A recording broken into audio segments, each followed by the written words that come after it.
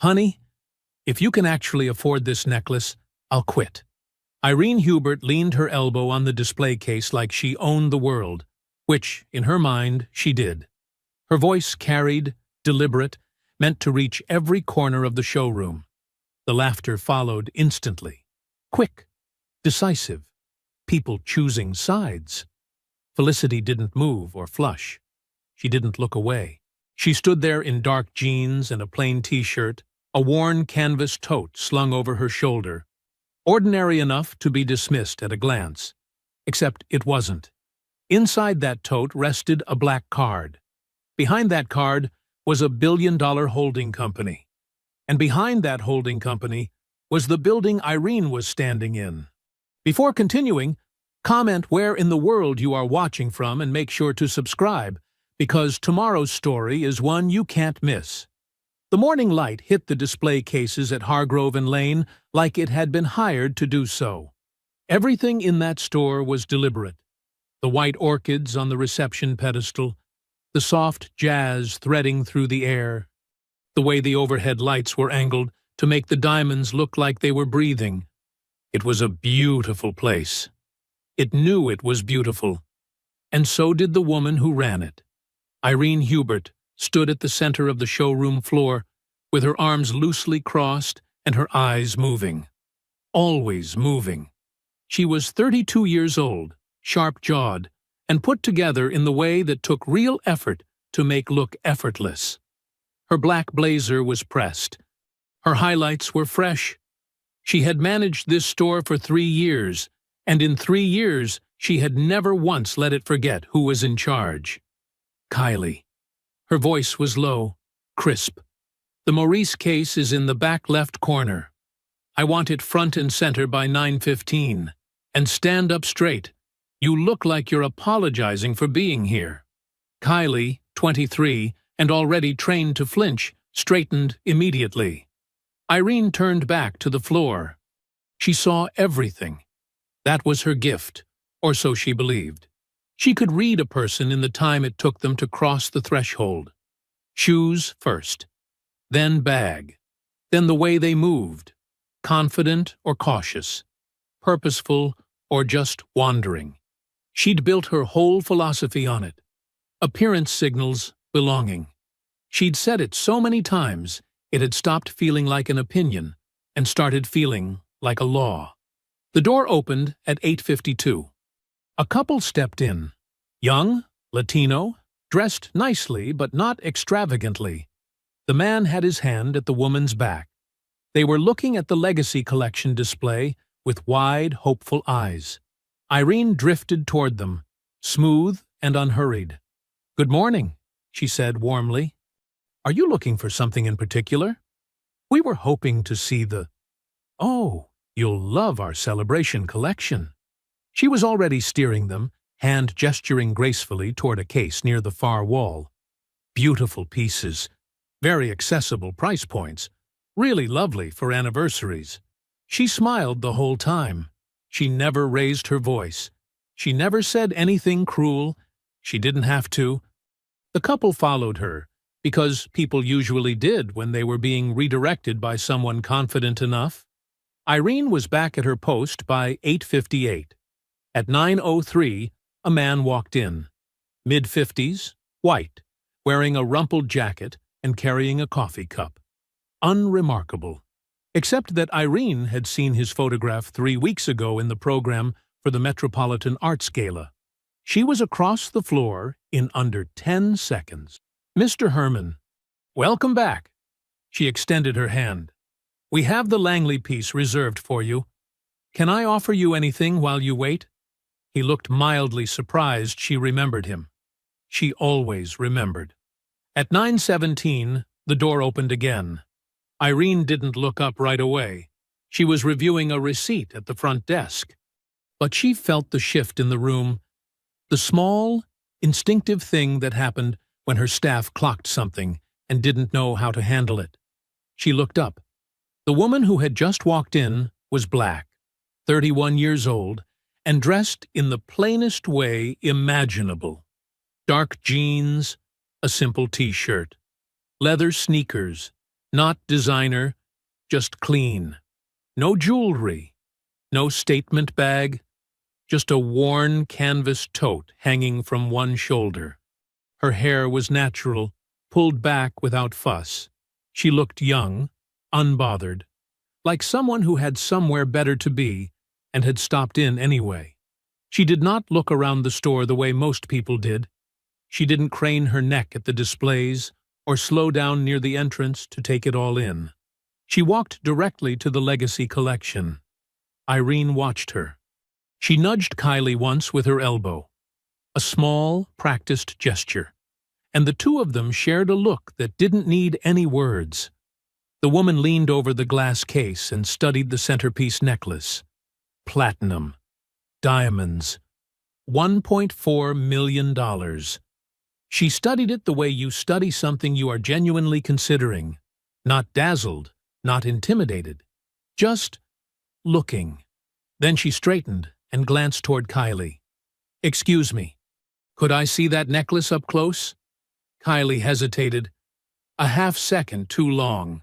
She looked at Irene. Irene set down the receipt, smoothed the front of her blazer with one hand, and began walking across the floor, her heels silent on the marble, her smile already forming, the particular smile she reserved for certain kinds of conversations, the kind she'd had 100 times before, the kind she had always won. Irene arrived at the display case the way she always did, like she owned it. She positioned herself between Felicity and the velvet tray without making it look intentional. It was a move she had perfected, a half-step, a slight angle of the shoulder, enough to create a barrier without technically being one.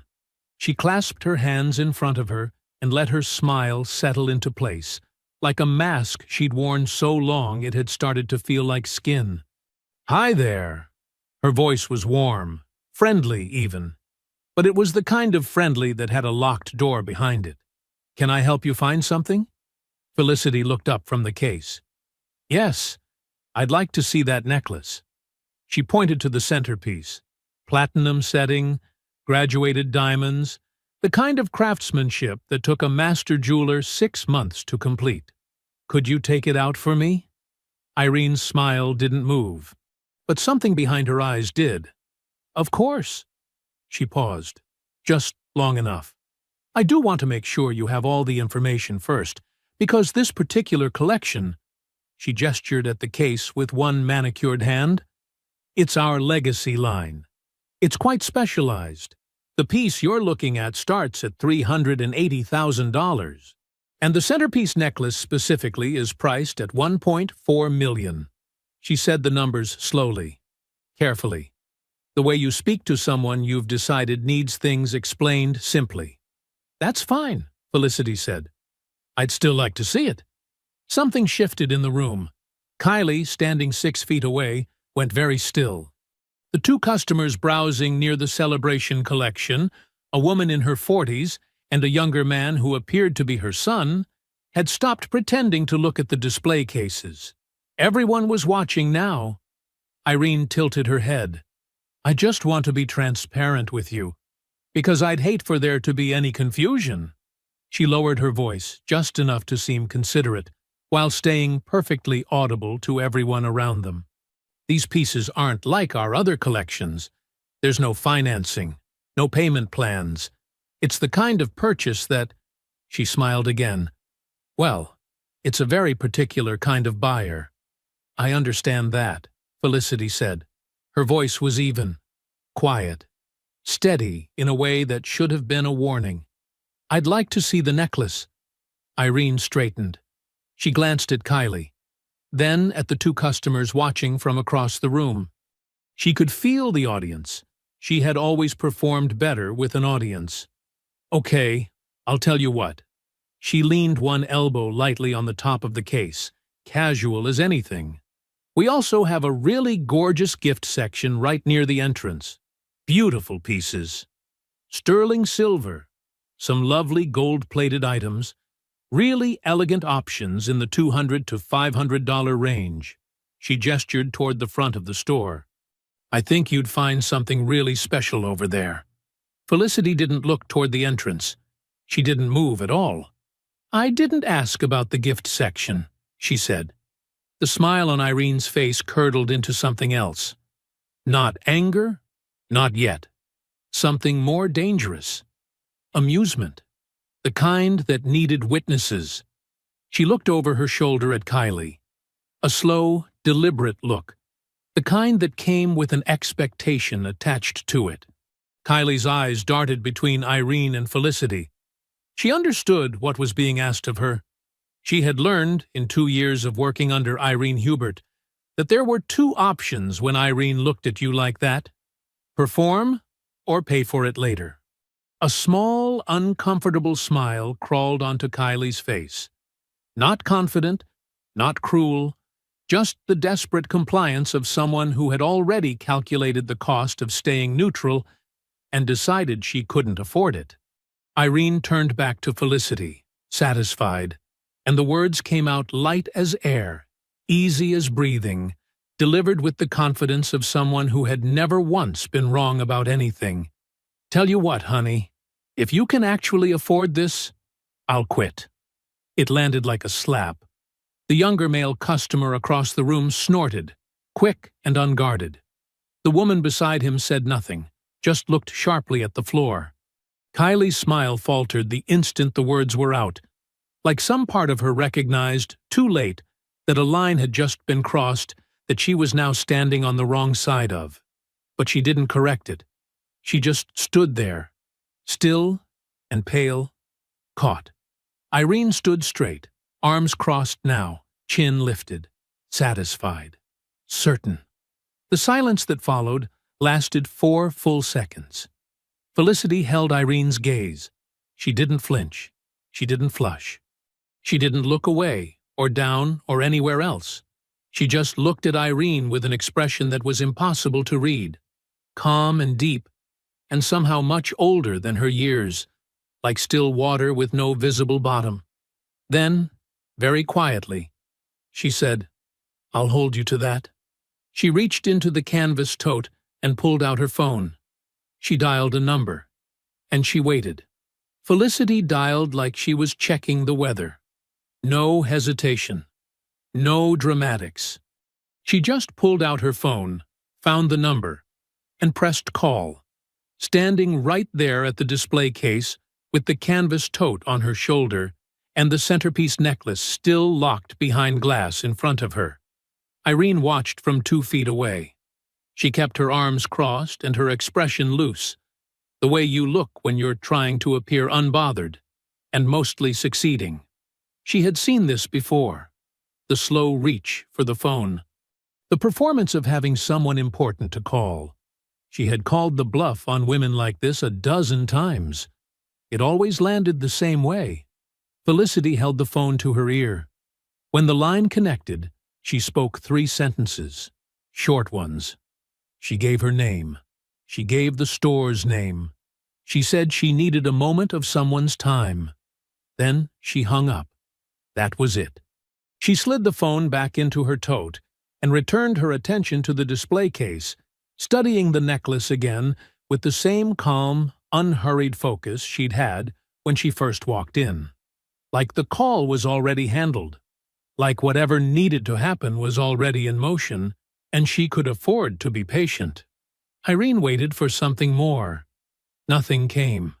She exhaled through her nose, barely audible, and drifted back toward the front desk. She had a store to run. Kylie was hovering near the celebration collection, straightening things that didn't need straightening. The 2 customers who had been watching had gone back to their browsing, or pretending to. The showroom resettled into its usual quiet rhythm. 11 minutes passed. The store's landline rang. Irene picked it up at the front desk, half distracted, reaching for a pen out of habit. "Hargrove and Lane, 5th Avenue, this is Irene." Irene. The voice on the other end stopped her cold. It was Martin Maurice, not his assistant, not a forwarded call. Martin himself, CEO of Hargrove and Lane, calling from his office on the 43rd floor of a building 20 blocks north. His voice was the kind of calm that meant the opposite of calm. Measured, tight, like a man holding something fragile with both hands and walking very carefully. "I need you to listen to me." Irene straightened. "Of course. Is everything— the woman on your floor?" He didn't wait for her to finish. "The one you've been speaking with at the Legacy Collection." The pen in Irene's hand went still. "Her name is Felicity Blanche."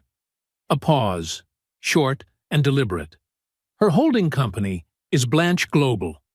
Does that name mean anything to you?" It didn't. Not immediately. And then, slowly, like a light coming on in a dark room, it did. Blanche Global. She had seen that name somewhere. A financial brief. A board memo that had been passed around the management team 6 months ago. The kind of document that most store managers skimmed and filed without reading fully.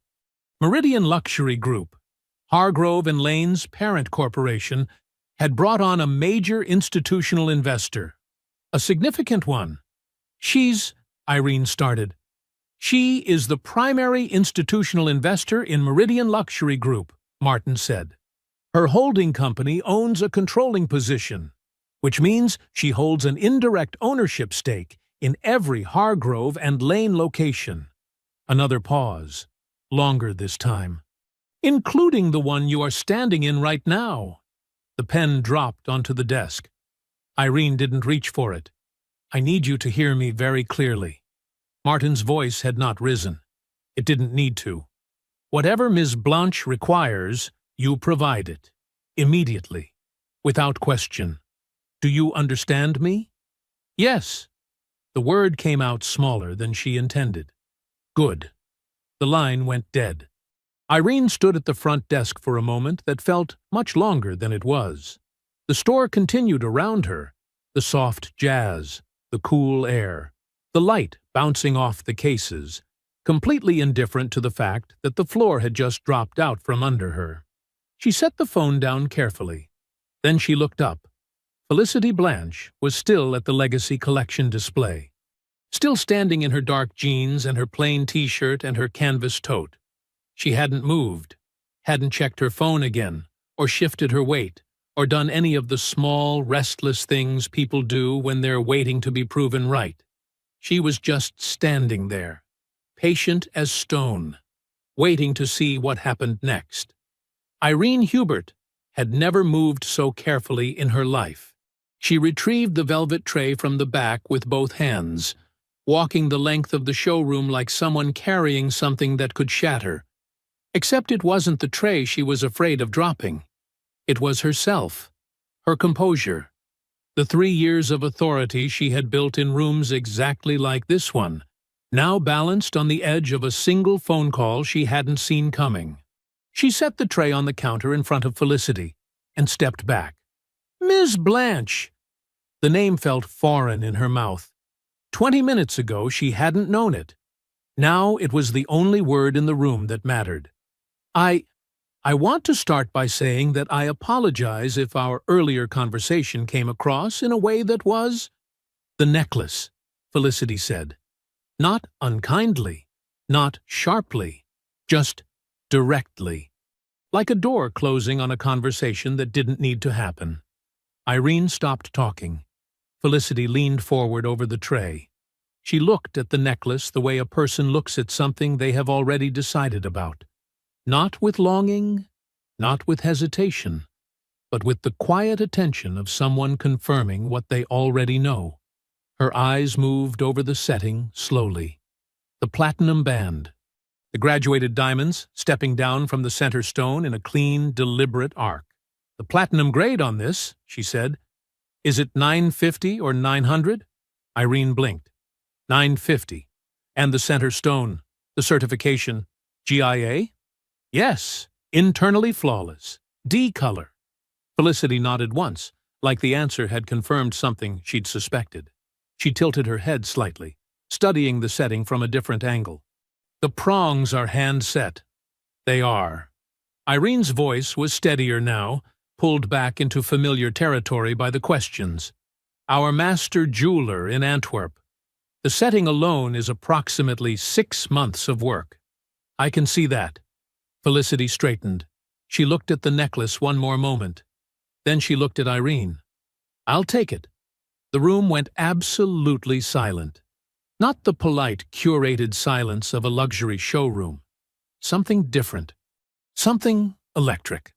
Kylie, standing near the service counter, stopped breathing for a visible second. The woman in her 40s, who had been watching from across the room, lowered her phone without realizing she'd done it. Even the jazz seemed to quiet, as though the store itself was paying attention. Irene's mouth opened, then closed. Of course, she said. Of course. Yes. She reached beneath the counter for the transaction materials. Her hands were not steady. She kept them below the counter's edge as much as possible, willing them to cooperate, furious at herself for the trembling she couldn't entirely control. She placed the transaction form on the counter and slid it across. Felicity set the canvas tote down at her feet, opened it, and produced a single card. Black. Matte.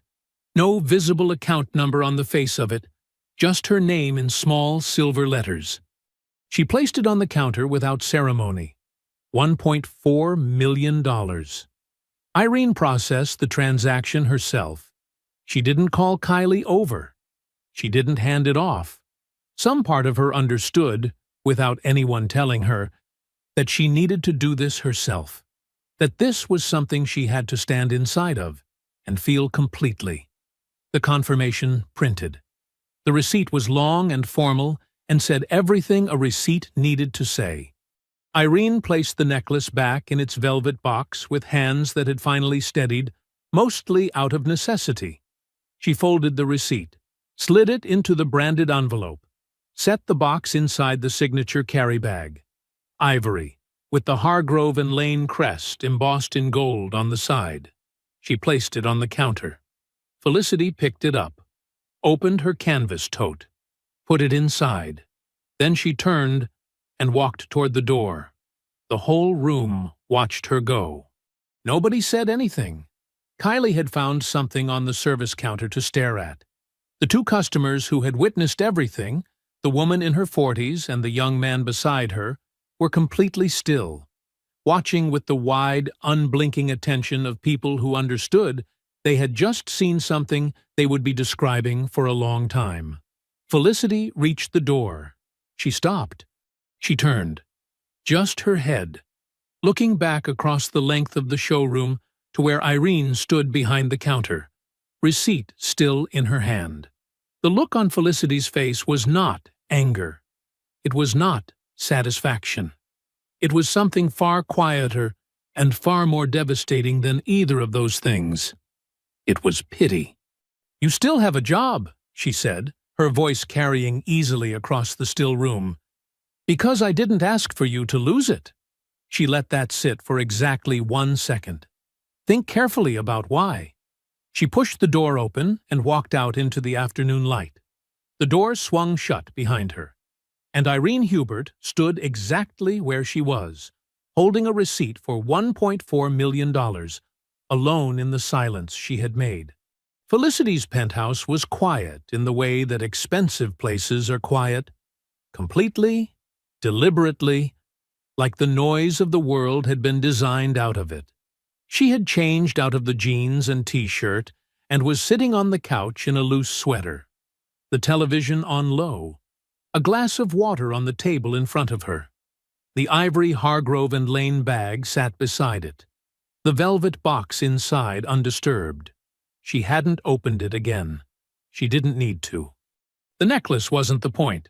It had never been the point. She watched the news without really watching it.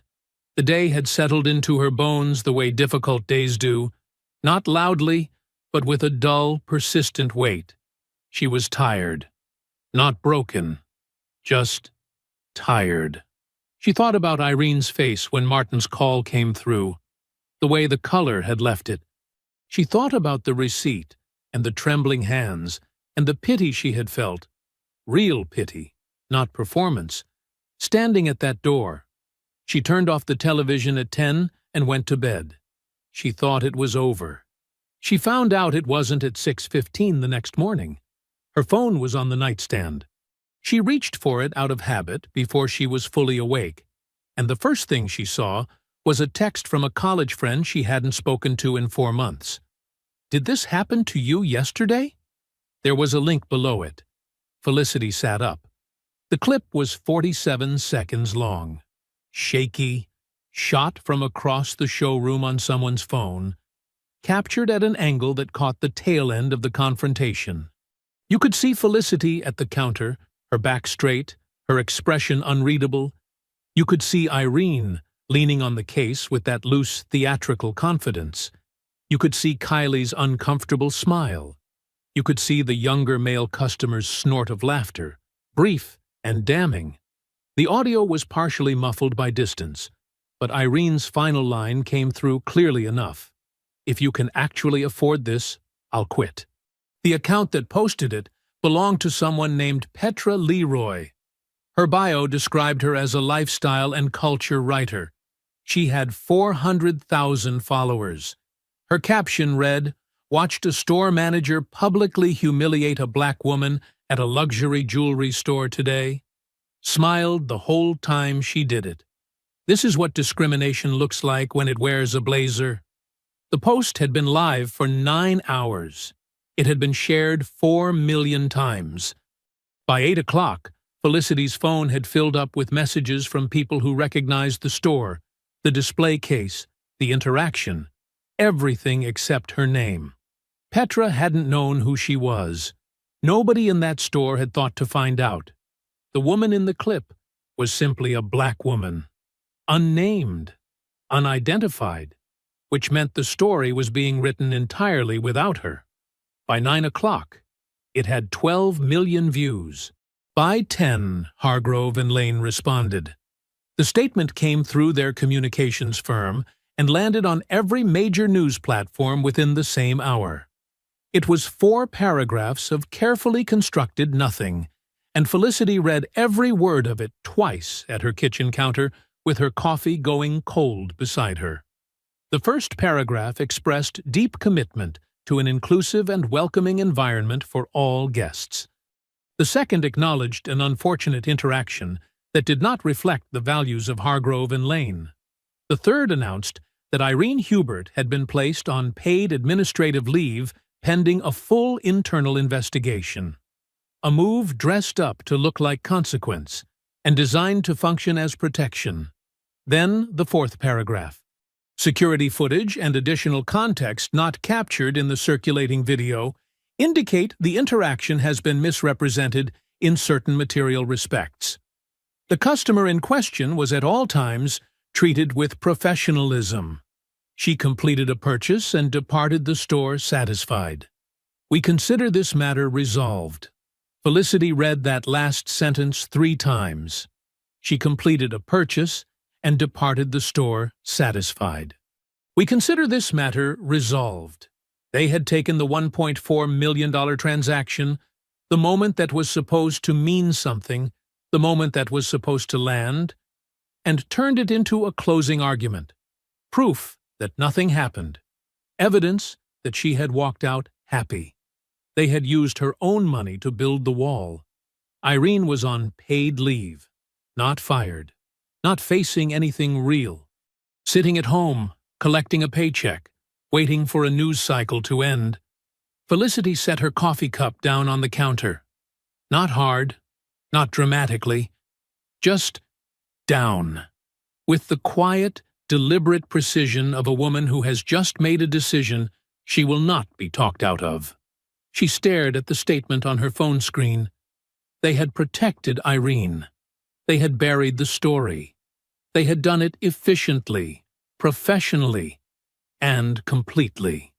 And they had done it using her own purchase as the weapon. Margaret Rickson's office was on the 31st floor, and it looked like her. Dark wood, clean lines, a wall of windows overlooking Midtown that let in enough light to work by without making anything feel soft. There were no decorative items on the desk, just files, a legal pad, and a pen that had been used enough to show it. The diplomas on the wall were hung straight and never talked about. Margaret herself was 63 years old, with close-cropped natural hair and the kind of stillness that came from spending 3 decades in rooms where losing your composure cost you everything. She listened to Felicity without interrupting. That was the first thing Felicity had always appreciated about her. Margaret let you finish. She let you lay the whole thing out, every piece, every sequence, before she touched any of it. When Felicity was done, Margaret picked up her pen. She didn't write anything yet. She just held it. "A discrimination lawsuit is winnable," she said. "I want to be clear about that. What happened to you in that store is documented, partially on video, and witnessed by multiple parties." She paused. "But winnable and fast are 2 different things. Hargrove and Lane's legal team is large, and they are experienced at exactly this kind of defense. We are talking about years of litigation, discovery motions, depositions, delays." She set the pen down. "And during all of that, Irene Hubert sits at home on paid leave. Martin Maurice runs his company, and the statement they published stays on the internet defining what happened before we get a single word in front of a judge." Felicity nodded slowly. "I know. So, tell me what you're actually thinking." Felicity was quiet for a moment. Outside, 31 floors down, the city moved at its usual relentless pace, completely indifferent. "I want the pattern," Felicity said. "Not just what happened to me. If they've done this before, if there are other women who walked into that store and were treated the same way, then this isn't an isolated incident. It's a practice." She looked at Margaret evenly. "That's a different story." Margaret studied her. "You have someone in mind for that." "I do." Roger Perry answered on the second ring, which meant he had been expecting her call, or he had been awake anyway. With Roger, it was usually both. He was 55 years old, broad-shouldered, with reading glasses he was always misplacing, and a reputation that preceded him into every room he entered.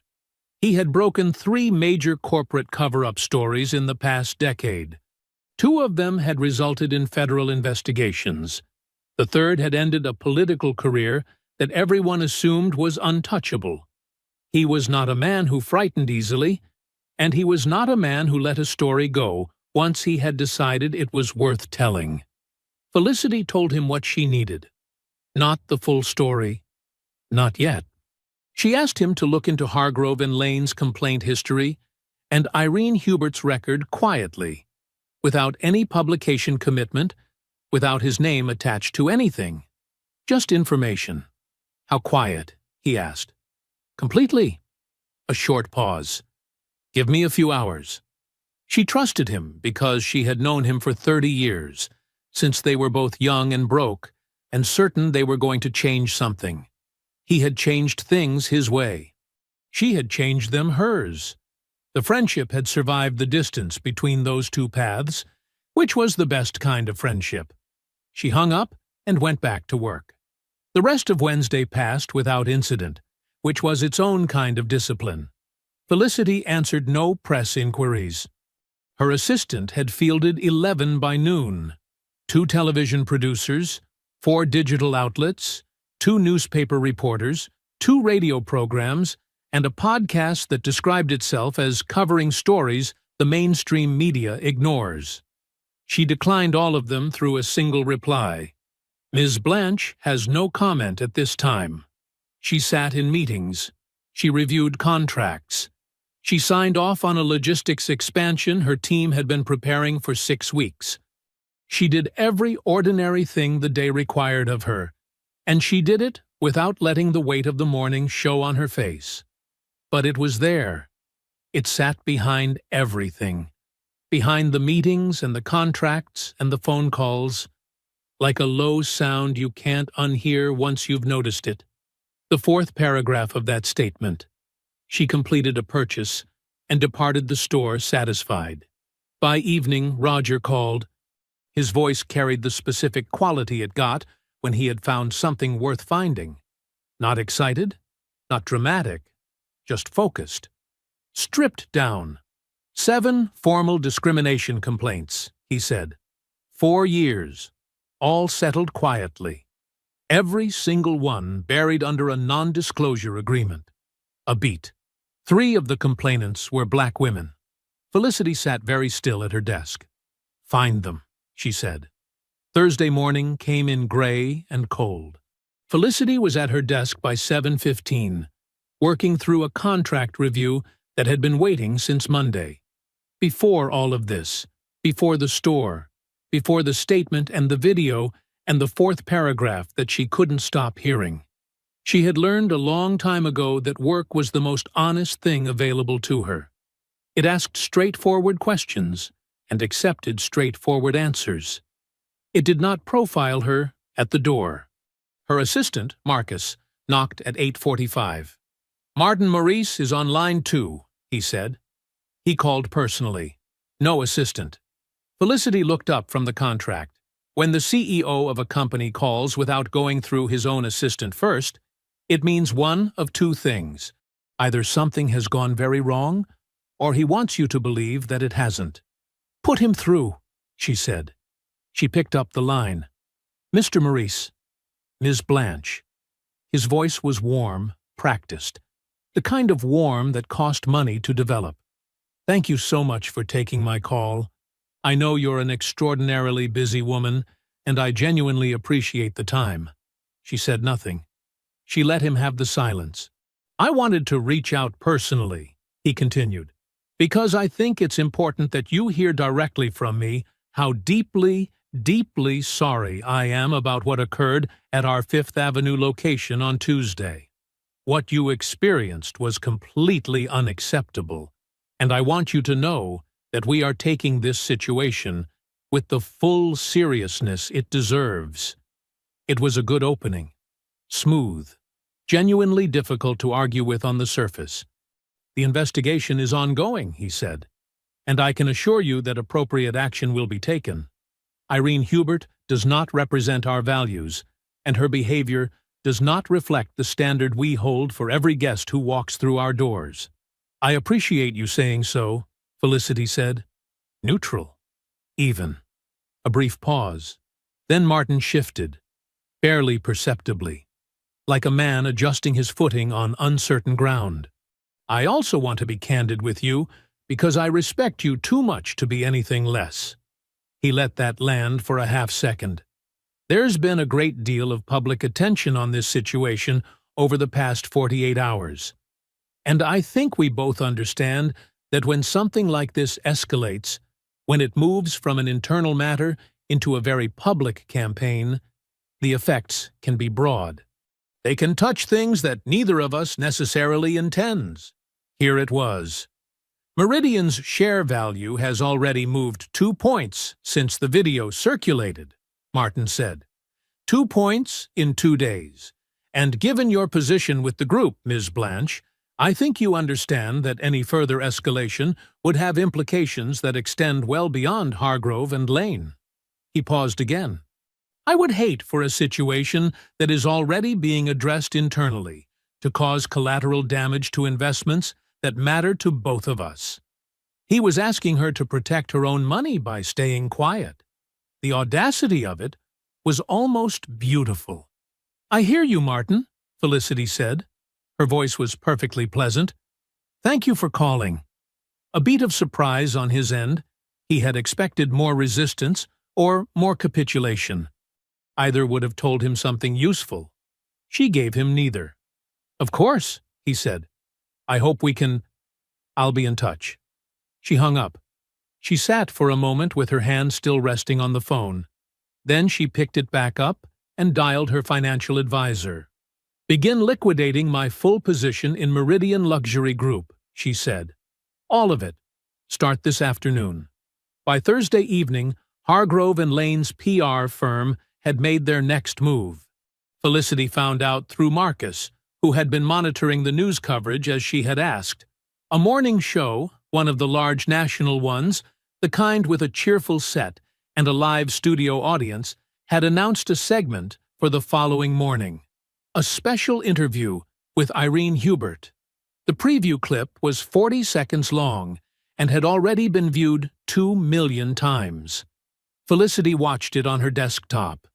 Irene sat across from the host in a cream-colored blouse, her hair down, her expression calibrated to something between wounded and resolute. The chyron beneath her read, "Facing the mob. A manager speaks out." In the clip, Irene's voice was soft and controlled.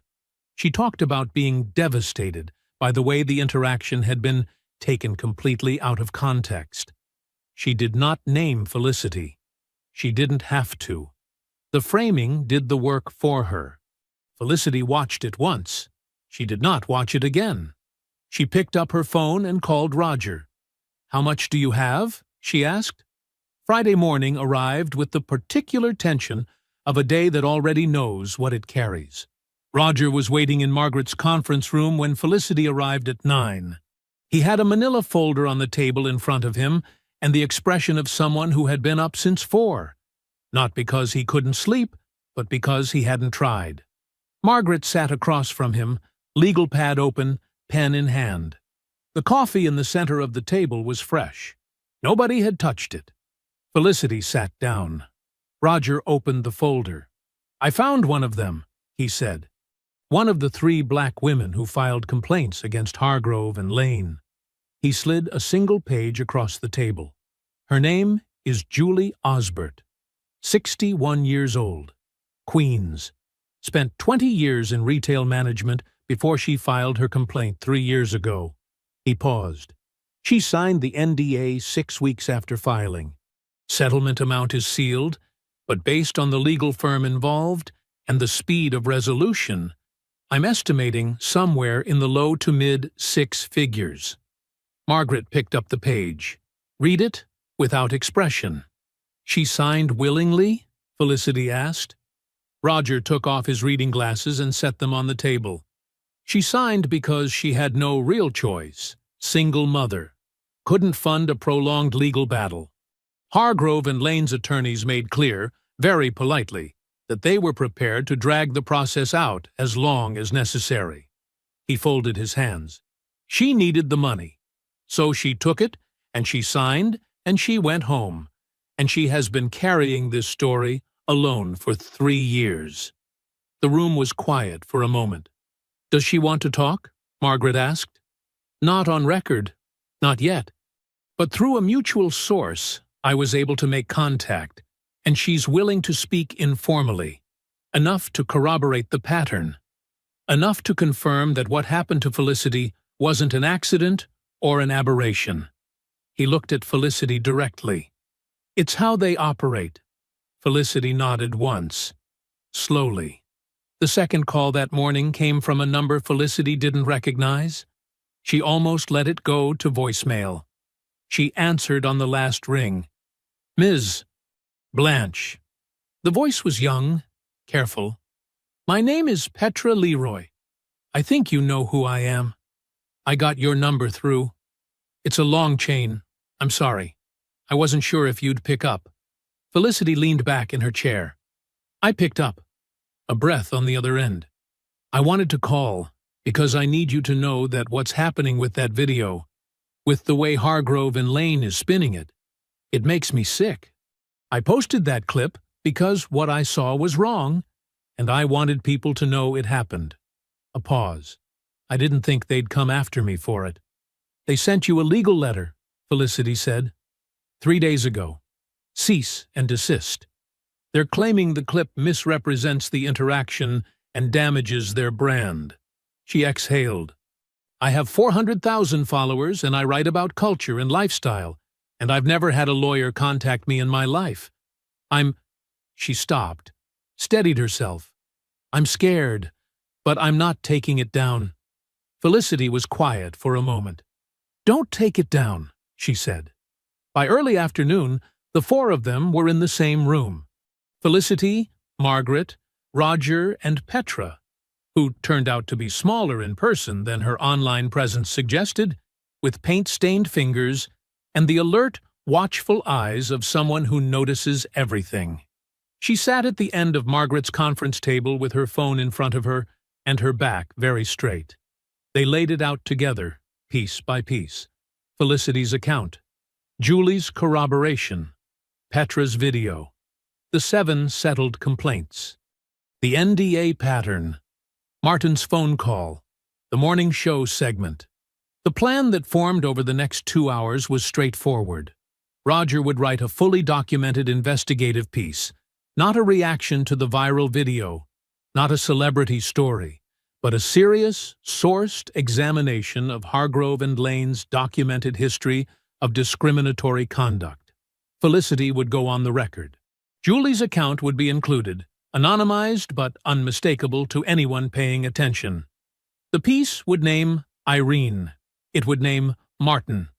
It would establish the pattern with documentation behind every claim. Target publication, the following Friday. Margaret submitted the completed article to the publication's fact-checking team at 4:15 that afternoon. Roger drove straight from her office to his own to begin the sourcing review. Felicity took the elevator down to the lobby alone. She pushed through the revolving door into the cold afternoon air and stood on the sidewalk for a moment, the city loud and indifferent around her. For the first time since Tuesday morning, she felt like the ground beneath her was solid. The week moved the way weeks do when you are waiting for something, slowly, and then not at all. Monday through Wednesday, the work continued. Roger was deep in sourcing, running down every document, every filing, every paper trail that touched Hargrove and Lane's complaint history. Margaret was coordinating with the publication's legal team, walking them through the corroborating materials line by line. Petra had taken down nothing. Felicity ran her company and answered no interviews and watched the news coverage with the detached attention of someone studying a map of terrain they are about to cross. The viral video had settled into the internet the way these things do. Still circulating, still generating commentary, but no longer exploding. The morning show segment with Irene had aired Friday and generated its own wave of reaction, split roughly in half between people who believed her and people who didn't. Hargrove and Lane's paid leave announcement had bought them just enough goodwill with the portion of the public that wanted to believe institutions self-corrected when pressed. By Thursday, the article was 48 hours from publication. Felicity was at her desk at 7:15 that evening, working through a logistics brief her team had sent over, when her phone rang. She looked at the screen. Julie Osbert. She picked up immediately. Julie was crying before the first word came out. Not quietly, the kind of crying that has been held back for hours and finally given up trying to stay contained. Felicity set down her pen and waited, giving her the space to find the beginning of what she needed to say. It took a moment. "They called me," Julie finally managed. "They're lawyers. This morning. I don't know how they knew, Felicity. I don't know how they found out." Felicity's hand tightened slightly around the phone. "Tell me exactly what they said." Julie walked her through it in pieces, her voice breaking and steadying and breaking again. The call had come at 9:14 Thursday morning from a senior attorney at the firm that had handled Hargrove and Lane's original settlement with her 3 years ago. He had been professional, courteous even, which somehow made it worse. He reminded her, with precise and carefully documented legal language, that her non-disclosure agreement was ironclad, reviewed and upheld in 2 prior instances, and that any cooperation with a journalist, in any form, including anonymized accounts, constituted a material breach of that agreement. Then he told her what a material breach would cost her. The full original settlement amount, to be returned in its entirety, plus damages. The figure he quoted was $340,000. "I don't have that," Julie said. Her voice had gone very flat. The crying had stopped, replaced by something quieter and more frightening. "I used that money to pay off my house, my daughter's tuition. I don't have it, Felicity. I cannot. She stopped. Started again. I have a daughter. Felicity closed her eyes for 1 second. I know, she said. I'm sorry. Julie's voice fractured again on the word. I wanted to do this. I wanted... You have no idea how long I have wanted someone to finally... She couldn't finish it. Julie. Felicity kept her voice steady. Calm. Not because she felt calm, but because Julie needed someone in the room who did. You don't have to apologize to me. Do you hear me? Not for a single second. They stayed on the line together for a few more minutes. Felicity said what could be said. She meant all of it. Then Julie said goodnight, and the call ended, and the office went very quiet. Felicity sat without moving. 4 minutes later, Roger called. She knew from the first syllable of his voice. The publication pulled it, he said. Their legal team received a preemptive letter this afternoon, addressed directly to the editor-in-chief. Hargrove and Lane's attorneys put them on notice about the sourcing, the NDA implications, potential litigation exposure. A pause. Without Julie's corroboration, the pattern can't be verified in print.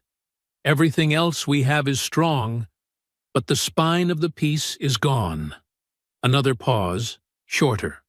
The editor made the call an hour ago. The piece is dead. Felicity said nothing for a long moment. Okay, she said finally. Felicity. I'll call you tomorrow, Roger.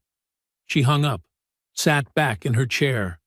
The logistics brief was still open on her desk, completely irrelevant now. Outside, Manhattan hummed its indifferent hum 30 floors below. Margaret arrived 22 minutes later. She had clearly come straight from her own office. Coat still on, bag over one shoulder, reading glasses pushed up on her head. She sat down across from Felicity without preamble, and the two of them held the silence together for a long moment, the way people do when words haven't caught up to what just happened. Then Margaret set her bag down, folded her hands on the desk, and spoke. They've done this before, she said. Flat. Certain. They know exactly how to do this. Felicity opened her news alerts at 6:50 Friday morning and found her own name. It was the first time in her public life that had happened, and it landed with a specific kind of wrongness, like hearing your voice played back on a recording, familiar and foreign at the same time. She stood in her kitchen in the gray early light, phone in hand, reading the headline that Martin Maurice had handed to the financial press sometime Thursday night. Billionaire's personal vendetta rattles Meridian Luxury Group. 2 outlets had run with it. A third had picked it up by 7. The framing was consistent across all of them, clearly fed from the same source, shaped by the same hands. Felicity Blanche, described in each piece as a major institutional investor, had initiated a significant divestiture of her Meridian Luxury Group position following a personal dispute at one of the group's retail locations. Analysts quoted in the pieces used words like erratic and emotionally driven. One of them, a man whose photograph showed him smiling in a conference room, used the phrase troubling lack of fiduciary judgment. Martin had not quoted himself directly. He never would. But his fingerprints were on every sentence. He had found a way to take the story of what happened to her in that store and replace it with a different story entirely. One where she was the problem. Unstable. Vindictive. A woman letting her feelings override her responsibilities. He had taken her silence and filled it with his own version of her, and because she had no public presence, no record of statements, no history of speaking for herself in any forum, there was nothing to contradict it. She put the phone face down on the counter. Roger called at 8. I saw it, Felicity said, before he could speak. I'm sorry. He meant it. He moved fast. I should have anticipated. You couldn't have. She picked up her coffee, set it down again. What do we have left? A pause. The two women whose complaints were dismissed without settlement. No NDAs. They're reachable. But without Julie's corroboration, and without the article, their accounts alone aren't enough to establish the pattern in print. Any publication that runs something now, after the legal letter Hargrove and Lane sent, is going to be extremely cautious. He exhaled. We'd need something that changes the entire shape of the story. Felicity said nothing. Felicity. His voice shifted. Careful now, feeling for the edge of something. There is one thing that changes everything. But it requires you to— I know what it requires, she said. She hung up and called Petra. Petra answered, sounding like she hadn't slept. She probably hadn't. I saw the articles, Petra said immediately. What they're doing to you, framing you as irrational, like you're the one who caused a problem. Her voice cracked with genuine outrage. It's the same thing they did with the video. They just keep rewriting it. I know, Felicity said. What do we do? Felicity looked out the window at the city below, dense and gray and completely certain of its own importance. She thought about a question she had been carrying since Wednesday morning, since she'd sat in Margaret's office and heard about 7 complaints and 3 black women, and a pattern that had been running for years behind clean glass and soft jazz, and a smile that locked the door. She thought about every woman who had walked into that store before her and been turned away before they even reached the display case. Every woman who had gone home and said nothing, because what was the point?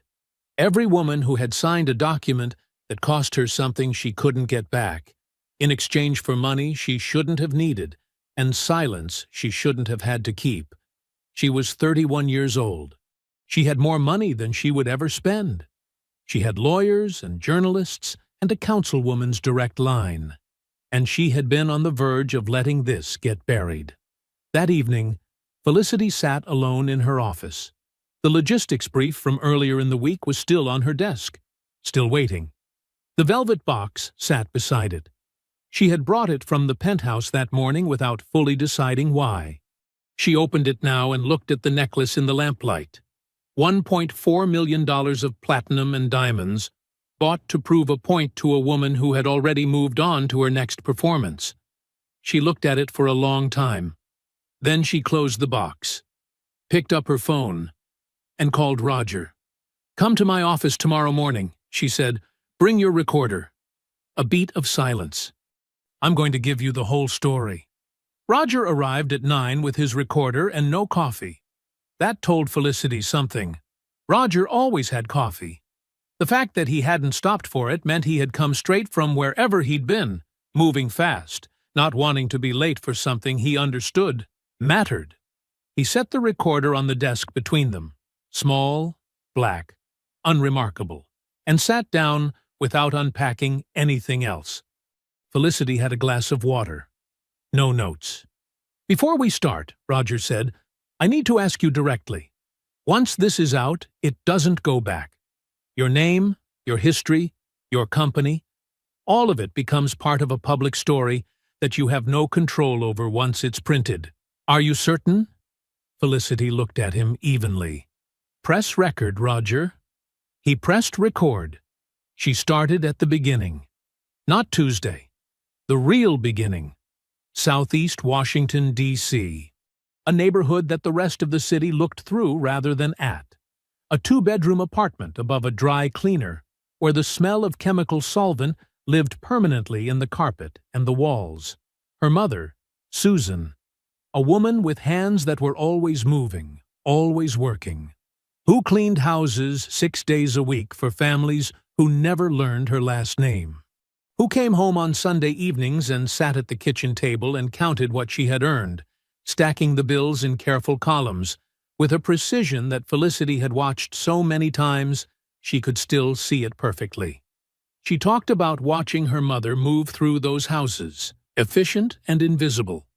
She talked about understanding, very young, what it meant to be seen as a function rather than a person. She talked about deciding, somewhere around the age of 9, that she was going to build something that nobody could take away from her.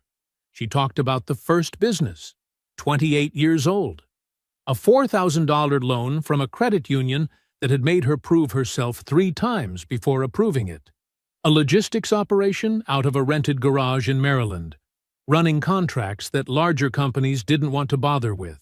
She talked about the years of 70-hour weeks, and the accounts that went wrong, and the partners who underestimated her, and eventually regretted it. She talked about the money coming, not all at once, but steadily, the way a tide comes in. First enough to live differently, then enough to operate differently, then enough that it stopped being the primary thing she was tracking. Then she talked about the stores. The first time, 31 years old, she had just closed a contract that would double her company's revenue. She walked into a luxury watch boutique in Georgetown wearing work clothes. She had come straight from a site visit, and a sales associate followed her for 11 minutes before asking her to leave. She had not yet been a millionaire for a full year. She went home and said nothing to anyone. The second time, she was 30, building the business, not yet wealthy in any visible way. A clothing store on Michigan Avenue in Chicago. A security guard who kept drifting into whatever aisle she was in, close enough to make the point without making a scene. She left without buying anything. She told herself it wasn't worth the energy. And then, Tuesday.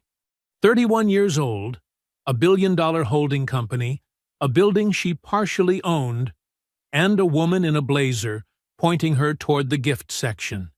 She laid out every financial document, the Meridian stake, the terms of her institutional position, the divestiture she had initiated Thursday.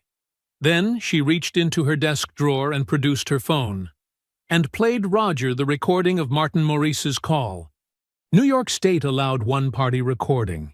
She had known that. She had pressed record 11 seconds into the conversation, the moment she understood what kind of call it was.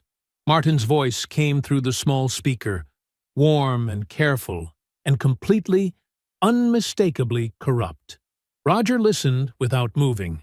When it finished, he sat quietly for a moment. Then he made a note on the legal pad he had eventually pulled from his bag. The first note he had written in 3 hours of talking. She gave him the names of the 2 women whose Hargrove and Lane complaints had been dismissed without settlement, without NDA protection, and who had agreed through Margaret's outreach to speak with him directly. She gave him everything.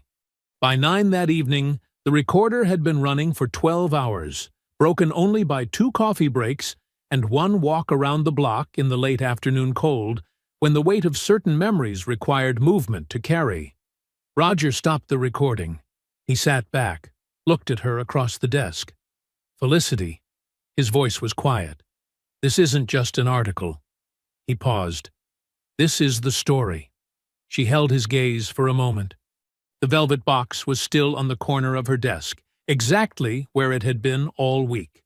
"Then write it that way," she said. Sunday morning came in quietly. Felicity was up before 6, which was not unusual. She made coffee, stood at the kitchen window, and watched the city come back to itself after the night. Delivery trucks, early joggers, the first yellow cabs cutting through streets that would be impossible by midday.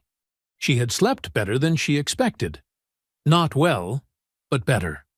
There was something about having spoken the whole truth out loud, all of it, for 12 hours straight, that had loosened something in her chest she hadn't fully realized was clenched.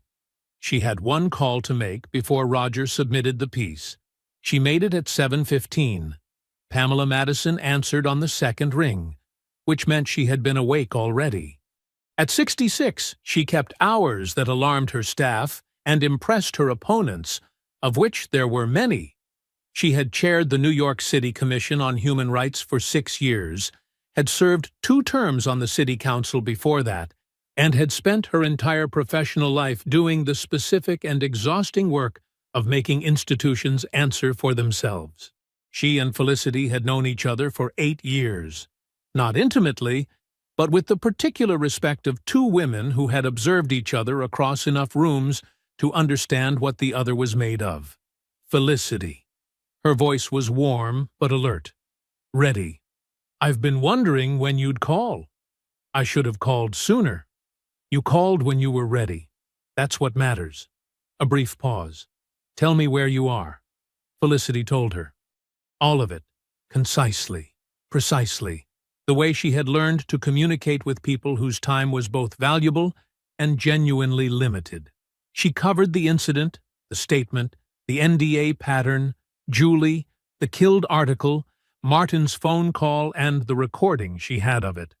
She told Pamela about the two women whose complaints had been dismissed without settlement, without NDA, and who were prepared to file formally.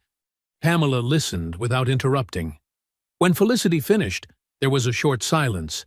Not hesitation, just the sound of a sharp mind organizing what it had just received. You understand that once you file formally, under your full name, this becomes a matter of public record, Pamela said. The Commission's investigations are not confidential at the intake stage. I know. And you're prepared for that. I've been prepared since Wednesday morning, Felicity said. I just needed the rest of it to be ready first. Another pause. Shorter this time. I'll personally ensure the complaints receive full Commission review, Pamela said. All three of them. Yours and the two additional filings.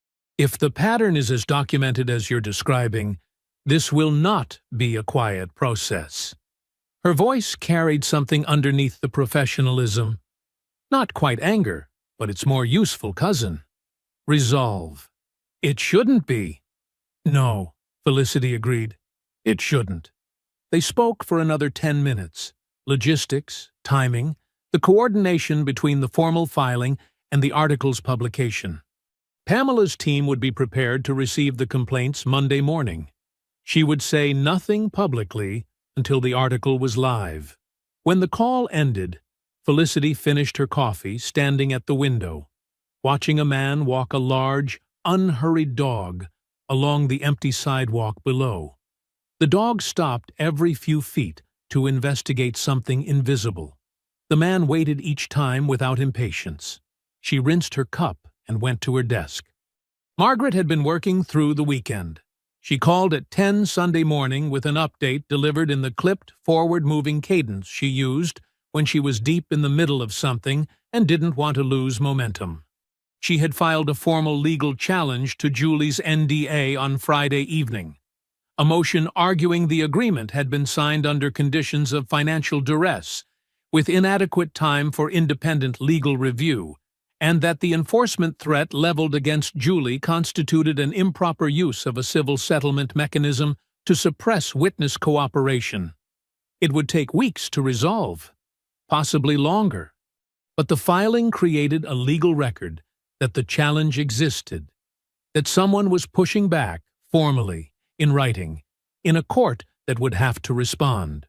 It plants the flag, Margaret said. Even if it doesn't move quickly, they know we're coming. Good, Felicity said. By 2 o'clock Sunday afternoon, Roger had submitted the completed article. 6,000 words. Every claim sourced. Every document attached. The two women who had filed dismissed complaints had spoken to him directly and on record. Martin's recorded phone call was transcribed in full and verified by the publication's audio team. The headline, chosen by the editor after 20 minutes of deliberation, was simple and exact. She bought the necklace. Then they tried to bury her. The article went live at 6 in the morning Monday. By noon, it was the most read piece in the publication's online history. Felicity was in a logistics meeting when Marcus slipped a note across the table to her with the number written on it.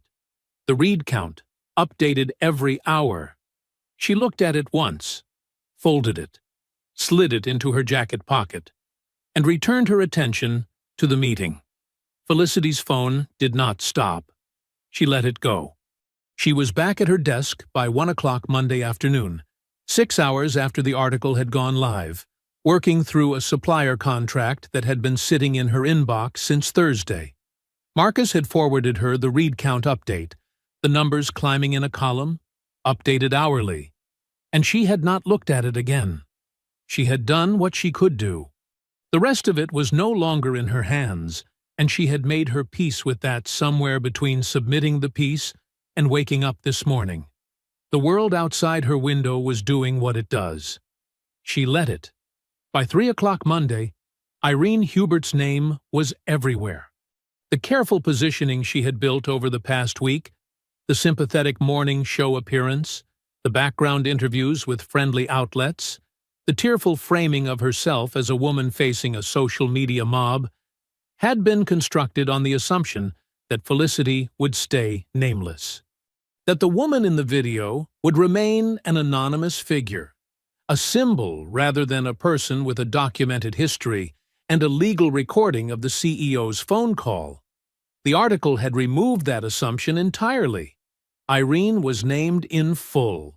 Her conduct was corroborated from 3 independent directions: Felicity's first-hand account, Petra's video with its clear audio, and the testimony of the 2 women whose discrimination complaints had been dismissed without settlement. The article described the interaction in precise, sequential detail.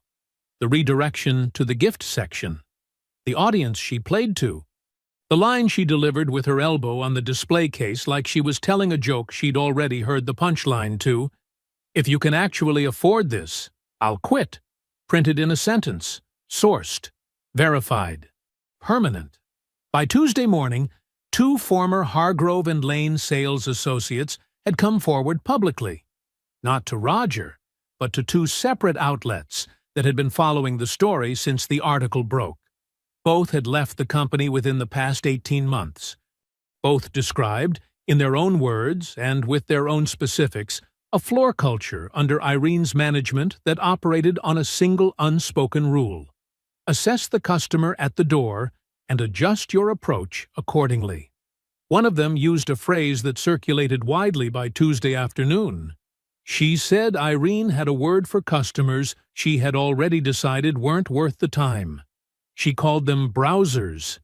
The word landed like a stone in still water. Martin Maurice's strategy collapsed from a different direction. His attempt to frame Felicity's Meridian divestiture as erratic and emotionally driven had seemed, on Thursday, like a clean move. Get ahead of the story, control the financial narrative, make her look unstable before she could make him look culpable. It had worked for approximately 72 hours. Then the article published, and financial journalists who had run his version of events on Thursday morning began reading the sourced documentation that Roger had spent 2 weeks assembling.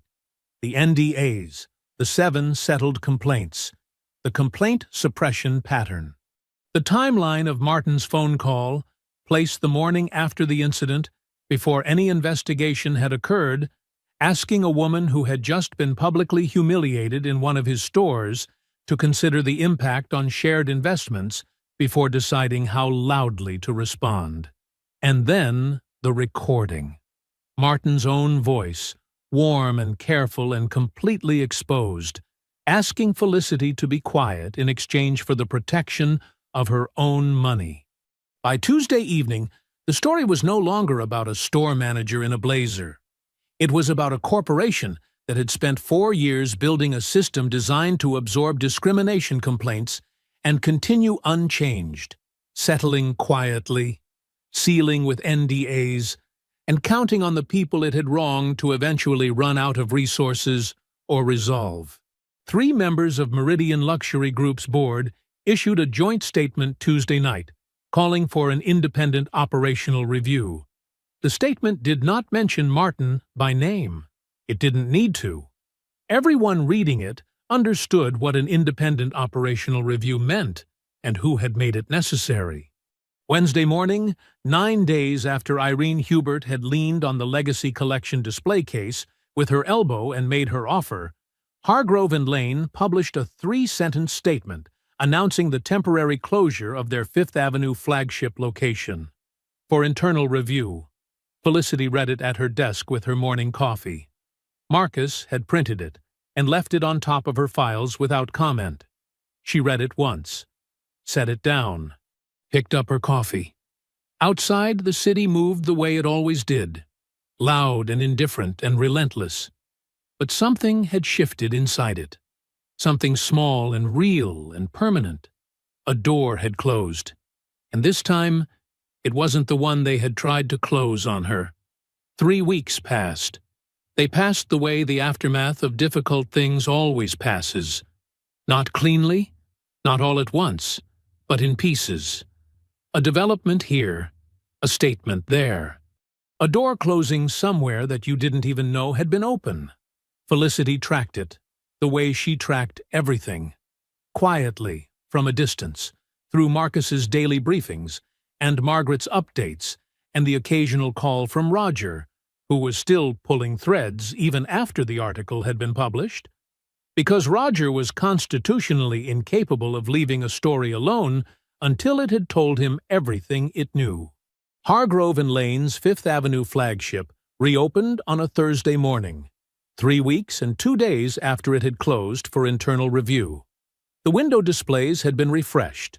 The orchids on the reception pedestal were new. The jazz was the same. It was always the same. And the light still hit the display cases at that particular angle that made the diamonds look like they were breathing. The operational management team was entirely different. Irene Hubert's name appeared on no roster, no internal directory, no staff communication. She was simply absent, the way things are absent when they have been removed rather than lost. Felicity learned this through Margaret, who had a contact inside the new management structure. There had been no dramatic termination scene, no public announcement, no moment of visible reckoning in the store she had treated as her personal kingdom for 3 years. There didn't need to be. The luxury retail industry was a specific and interconnected world. Everyone knew everyone. References traveled fast, and reputations traveled faster. Irene had spent the weeks since the article making calls to former contacts, to competing boutiques, to the regional managers of 2 other luxury groups she had cultivated relationships with over the course of her career. The calls were not returned. The doors that had always been open to her were not exactly closed. They were simply, quietly, unavailable. No explanation offered. None needed. The career she had built entirely around deciding who belonged in beautiful rooms had locked her out of every beautiful room she knew. Felicity did not feel triumphant when she heard this. She felt the specific, tired satisfaction of a thing being true that should have always been true, finally becoming true. It was not joy. It was closer to relief. Martin Maurice resigned from Meridian Luxury Group on a Tuesday, 11 days after the article published. His statement was released through the company's communications firm at 4:30 in the afternoon, late enough to miss the morning news cycle, early enough to make the evening one. It was 4 sentences. It cited a desire to pursue new opportunities and expressed gratitude for the privilege of leading the organization. It contained no acknowledgement of anything that had happened. It was the statement of a man who had decided that the most dignified exit available to him was the one that said the least. The board's independent review was ongoing. Felicity's recording of Martin's phone call had been submitted as part of the commission's formal investigation. What would come of that, and when, was a question for lawyers and time.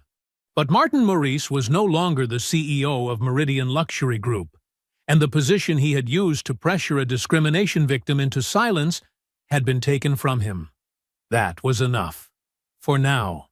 The call that mattered most came on a Wednesday afternoon. Margaret's voice, when Felicity picked up, had the particular quality it got when something had gone right after a long time of things going sideways. Controlled, but warm underneath. "Julie," she said simply. Felicity sat forward. Meridian Luxury Group's new legal team, operating under the board's directive to conduct a full review of outstanding legal exposure, had contacted Margaret 3 days earlier to open renegotiation on Julie's NDA. The original enforcement threat had been quietly withdrawn. In its place, a new offer, a full release from the non-disclosure agreement allowing Julie to speak freely and publicly if she chose, and a renegotiated settlement figure, 4 times the original amount. Margaret had countered at 4 times. They had accepted, without negotiation. She can say whatever she wants, to whoever she wants, for the rest of her life, Margaret said, and she is financially whole. Better than whole. Felicity sat with that for a moment. Can I call her? She asked. She's been waiting for you to. Julie cried for the first 4 minutes of the call. Not the fractured, frightened crying of 3 weeks ago, when the lawyers had called and the $340,000 figure had landed on her like something physical. This was different. This was the sound of something that had been held too tight for too long, finally being put down. Felicity let her cry. She didn't rush it, or redirect it, or fill it with reassurances. She just stayed on the line and waited. Because sometimes the most useful thing you can offer another person is the space to feel the full weight of what has just been lifted. When Julie finally spoke, she said, I just want people to know it happened. They will, Felicity said. You can tell them yourself now. Another silence. Quieter this time. Thank you, Julie said. Felicity shook her head, though Julie couldn't see it. You held on for 3 years. That was you. They stayed on the line for 20 minutes more. When the call ended, Felicity sat at her desk for a long moment in the early evening quiet of her office. Then she opened her email and pulled up Margaret's summary, a single document laying out every outcome, every resolution, every door that had closed, and every one that had opened over the past 3 weeks. She read it through once. All of it. Then she typed 2 words in reply. Thank you, Margaret. She hit send, and went back to work. 5 weeks after the article published, the mornings had gone back to being ordinary.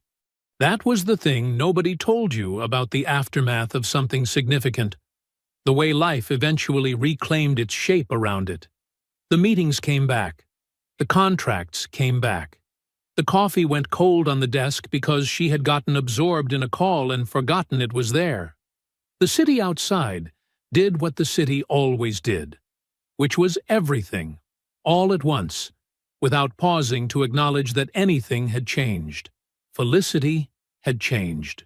She knew that, but it lived quietly in her now, the way important things do once they have finished being urgent. The envelope arrived on a Thursday morning. Marcus brought it in with the rest of the day's mail, a small stack, mostly formal correspondence, and set it on the corner of her desk. He pointed to it briefly. That one's handwritten. No return address. Postmarked Baltimore. She looked at it when she had a moment, which turned out to be 11:15, between a supplier call and a review session with her operations team. She picked it up, turned it over once, and opened it. Inside was a single sheet of lined notebook paper, folded in thirds, covered front and back in careful, close handwriting. The kind of handwriting that had been taught, practiced, taken seriously. The letter was from a young woman named Destiny. 22 years old, a college junior studying business at a university in Baltimore.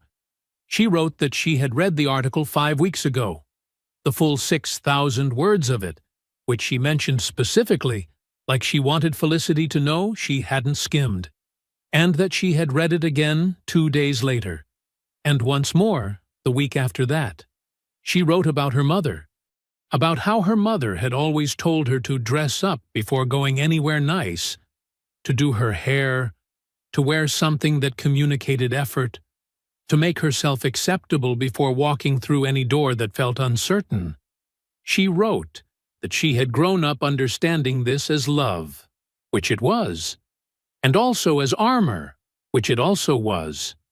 And also as a kind of shrinking that she had never had a word for until she read about a woman who walked into a store in dark jeans and a plain t-shirt with a canvas tote on her shoulder and did not shrink for anyone. "I never thought I was allowed to just walk in as myself," Destiny wrote. "Like myself wasn't enough to justify the space I was taking up. You made me think maybe it is.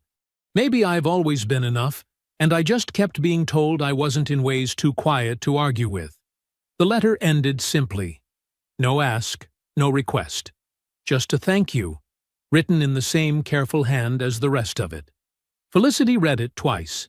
She sat for a long time after that. Long enough that the review session with her operations team started without her, which had not happened in recent memory. She was not reading. She was not working. She was just sitting, with the letter on the desk in front of her, and the velvet box beside it, and the particular weight of being seen clearly by someone she had never met. She took out a sheet of her personal stationery.